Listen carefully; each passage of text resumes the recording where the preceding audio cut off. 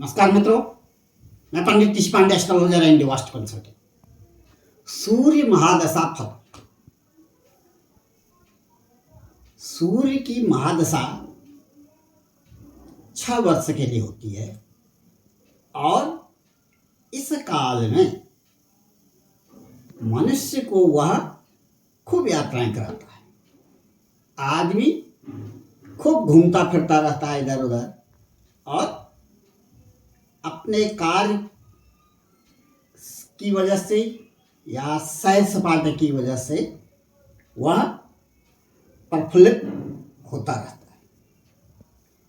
सूर्य की महादशा में यदि सूर्य उच्च का है, मेष राशि का है या अपनी स्वराशि सिंह राशि का है तो आदमी खूब उन्नत करता है।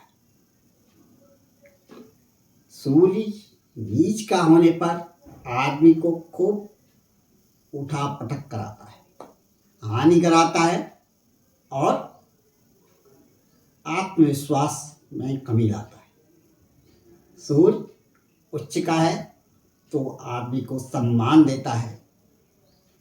सूर्य आत्मा का कारक है।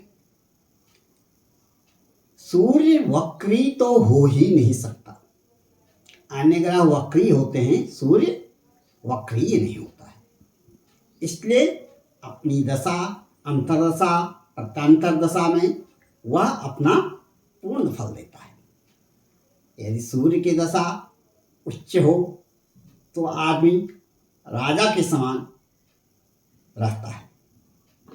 राज्य से उसे धन की प्राप्ति, वस्त्राभूषण की प्राप्ति और ससम्मान पूर्वक वह जीता है। सूर्य नीच राशि में हो तो आदमी को अपमान सहना पड़ता है। कलह की स्थिति बनी रहती है घर में, समाज में। उसके प्रति लोगों की अच्छी भावनाएं नहीं रहती। नौकरी में उठापटक, नौकरी से निकाला जाना, व्यापार में हानि, व्यापार का खत्म हो जाना और शरीर का भी जर्जर हो जाना, यह सूर्य की नीच राशि या नीचस्थ या सूर्य 6, 8, 12वें भाव में हो तो इस प्रकार की स्थितियों को जन्म देता है। सूर्य की महादशा में यदि चंद्रमा का अंतर हो तो आदमी निरंतरोत्तर प्रगति करता रहता है। शुक्र का अंतर हो तो आदमी यश पाता है। समाज में उसकी विशेष स्थिति रहती है। दूर दूर तक लोग बाग उसको जानने लग जाते हैं। उसकी यश कीर्ति संसार में दूर दूर तक फैली रहती है।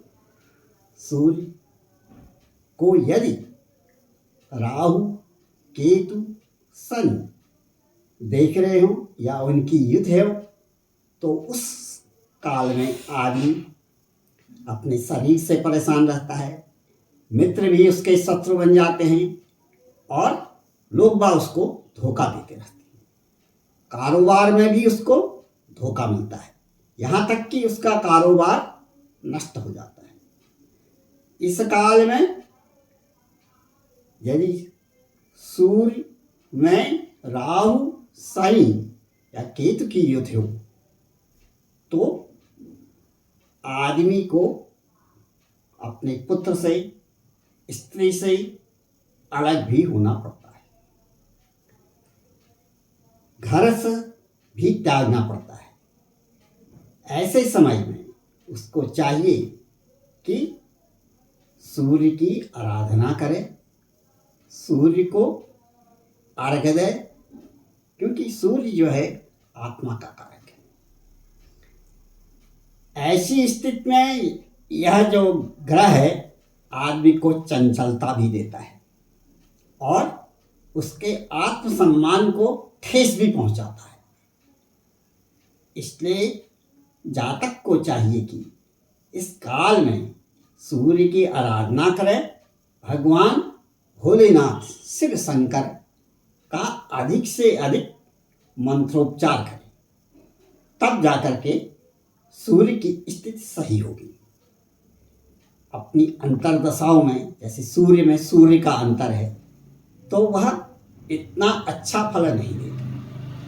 हाँ, यदि सूर्य स्वराशि का हो, मेष राशि का हो, सिंह राशि का हो, मेष में उच्च के हो जाते हैं सूर्य, तो अच्छा फल देगा, आदमी के आत्मविश्वास में वृद्धि करेगा।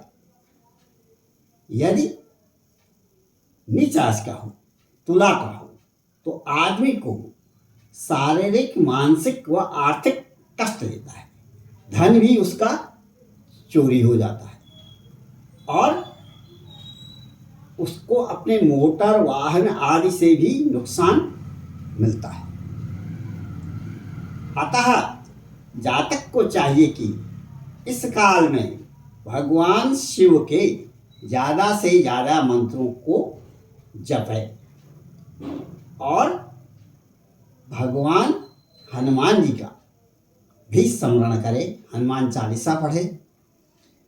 इससे उसके आत्मविश्वास में वृद्धि होगी और कष्टों में कमी आएगी। जय माँ।